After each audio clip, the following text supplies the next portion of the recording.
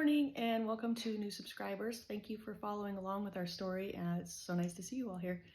I do have a little bit of news. I'm hoping, but I hope if my internet works, we will have a proper introduction up as an audiobook on the channel later today. And London Holiday should be up, depending on my internet, maybe sometime in the next month. No, seriously, it's been uploading since yesterday. We just have really bad internet, and it's a 10-hour audiobook, so it's going to take a while.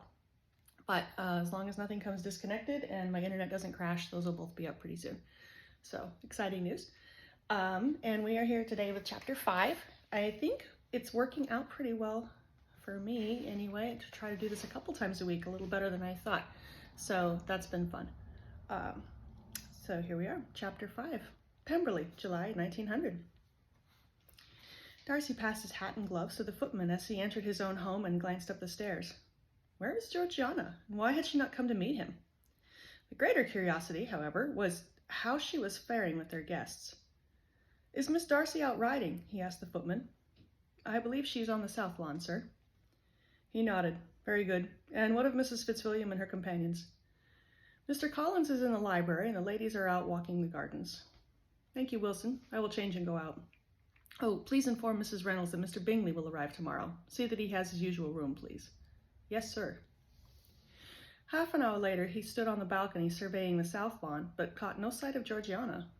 Thinking perhaps she had joined the others, he passed back through the house and sought the gardens. Miss Bennet, the elder sister, was easy enough to find, for she was reclining under a temporary pavilion with a tray of refreshments. She leapt to her feet when he approached, but he motioned for her to be easy. Good afternoon, Miss Bennet. Is Mrs. Fitzwilliam? He stopped when a movement caught his eye from behind a tree.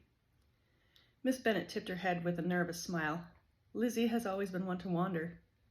Indeed. The young woman was, in fact, just stepping through a narrow path between the tree and a rose hedge, one typically used only by the gardener. She had not seen him yet. Rather, she was glancing over her shoulder in curiosity, and when she turned round again, her face was darkly puzzled. Then she stopped. Oh, Mr. Darcy, I did not know you meant to come today. She hesitated, then dropped into an unpracticed curtsy. That will not be necessary, Mrs. Fitzwilliam. He gestured to the chairs arrayed under the sun shelter. Will you be seated? Her face adopted a suspicious look, and she glanced at her sister. Have you some news? He sighed as they both lowered into the chairs. Unfortunately, no, but take heart. It is too early to hear anything of value. My cousin, the Earl, has exhausted what resources we have at hand, and we have been corresponding with the officers in South Africa to learn whatever we may. She nodded silently. Mr. Darcy, you are too intelligent to trifle with me. What, in your opinion, are the odds? He raised his brows. This was an unconventional sort of woman, and despite his cautions to himself, he found her frankness rather refreshing. I wish I could say, Mrs. Fitzwilliam. I would like to hope, but just as you do not wish to dwell on baseless supposition, neither shall I. If he has been captured, time is of the essence. He left the rest unsaid. Festering wounds, malnourishment, dehydration, tsetse flies, torture. Every day that passed decreased the chances that Richard would be recovered alive. Mrs. Fitzwilliam drew up. I understand. I have written to one who was stationed with Richard to see if any other word is to be had. And naturally, the son, or rather the brother now, of an earl will command the general's attention. Her brow wrinkled. Why him, more than any other man? Why, their connections back home, of course. Many a high-ranking official owes his status to some family member in Parliament. Matlock can bring pressure to bear. Mrs. Fitzwilliam's eyes narrowed. Please do not concern yourself with the matter, he relented. We're doing everything that can be done, and some that cannot. The corner of her mouth tightened in what she must have imagined to be a smile. Thank you, Mr. Darcy. Are you sure there's nothing I can do? You? Well, in fact, I'm certain there's not. How should you? Oh, I did not mean that I know people to write letters to, or that I can board a ship for South Africa, but... She worked her lip with her teeth and sought the ground before stammering out her request. I meant, is there anything I can do to make myself useful? Everyone else is working or doing something. I'm not accustomed to being idle, and I'm afraid that 2 weeks of such has left my nerves a bit frayed. Is there nothing I can do to earn my keep, as we say? His astonishment must have shown on his face, for her expression sank before he even spoke. Well, Mrs. Fitzwilliam, I can hardly have you polishing silver or clipping the hedges. I do not know what you were accustomed to in America, but here you are the wife of a gentleman, and shall be accorded the dignity of such. But surely even such figures must have some occupation, she protested. You do not take your ease all day. Where I'm from, even the wives of the wealthiest landowners must do their part.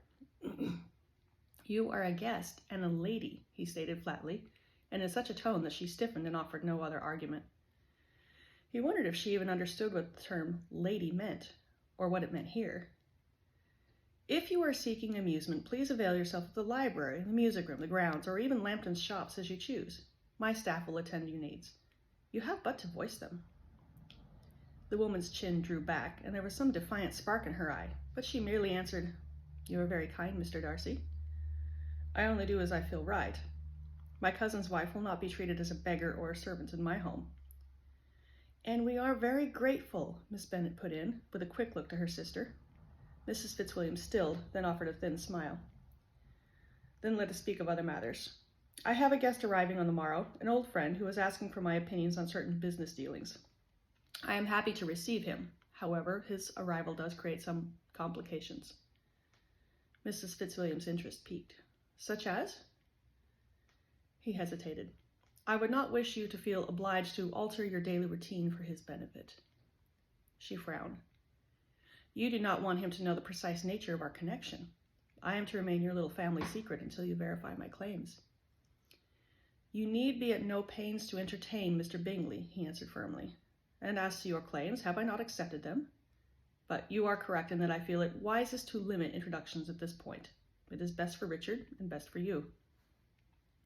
She rolled her eyes faintly, but remained silent. Thank you for understanding. And now I must speak with my sister. Have you any knowledge of her whereabouts? At this, Mrs. Fitzwilliam's expressive features took on a conscious look. I believe she was touring the walking paths. I saw her going in that direction a few moments ago. Excellent. Then I shall see you at dinner, Mrs. Fitzwilliam. Miss Bennet? She merely nodded in silence, her eyes tight and her lips puckered in thought. Lizzie, what are you thinking? Elizabeth watched Mr. Darcy walking across the manicured greenscape, then out of sight behind a tree, and collected her words before answering. Nothing and everything, I suppose. Have you the sense that we are desperately out of our class here? Jane frowned. Well, not especially. Well, yes, everything is different. The customs, the foods, the way they address one another, and the house is so large. But has not everyone been kind to us? Kindness to fulfill an obligation is merely hospitality, and anyone who can do that who has the resources. I do not think they're so vastly different from us, Lizzie. Do you? Certainly they're very wealthy, exceedingly so, but they're just people after all. Precisely, but sometimes I feel like they believe they are better than that. Why, think of what we were just talking about. Why would Mr. Darcy not permit me to meet anyone else from Richard's family? Why is he so anxious that we do not mingle with his other guests? The reason is obvious, Jane. They think of me as a stain on the family. You can be assured that only a few persons, and those only the most intimately involved, have even heard my name. But can you blame Mr. Darcy for that? Jane reasoned. Think, Lizzie, if some stranger arrived and claimed to be married to me, for example. If you had reasons to doubt, and I could not be consulted, would you not do all you could to protect my reputation? Protecting one person's reputation does not mean slighting another. I would treat such a gentleman with respect while I examined his claims. Jane cleared her throat. Lizzie. Elizabeth groaned. Oh, I suppose you mean for me to see that Mr. Darcy has done precisely that. And that perhaps brings me back to my point. Why the veil of silence over everything? Why can he not simply tell me to my face exactly what to expect and how I should act? Back at home I would have understood why and how everything was to be done. But here it is like we are caught in some enormous social web that I shall never comprehend. I do not dispute that Mr. Darcy has shown us every consideration, and more than many would have done, but I hope to feel... She broke off, puckered her brow, and then decided, useful. No, that is not right. Family. I wish it felt like that. All families look different, Lizzie. Elizabeth let out a frustrated sigh. I suppose. I feel so torn, Jane. I'm worried, terrified for Richard. Mr. Darcy tells us he's dreadfully concerned, and he says others are as well, but I cannot see it. What I would give to clasp his mother's hands and have a good cry with her, as we would do with Mamma. That would make you feel better? No, but it would give vent to my feelings, so I could go about doing something useful. But it seems like I shall not even be permitted that consolation because Mr. Stuffy won't allow it. Elizabeth made a mock mustache with her fingers and stuck her nose up in the air until Jane snorted and giggled. Ladies must be accorded the utmost dignity, she intoned in a deep, nasal falsetto. Jane clutched her stomach and nearly rolled back in the grass in laughter. But then her eyes widened and she drew a sharp breath, putting out her hand. Lizzie! And pray do not argue with me, Miss Bennet, for you shall see I have this manly facial hair, and my servants will— Lizzie! Elizabeth dropped her fingers in some annoyance, but then froze when she saw where Jane was pointing. Mr. Darcy had emerged from behind the rose hedge, his features dark and his eyes stormy. Elizabeth gracelessly clambered to her feet as she watched his fist clenching and his chest rising in steady, measured breaths.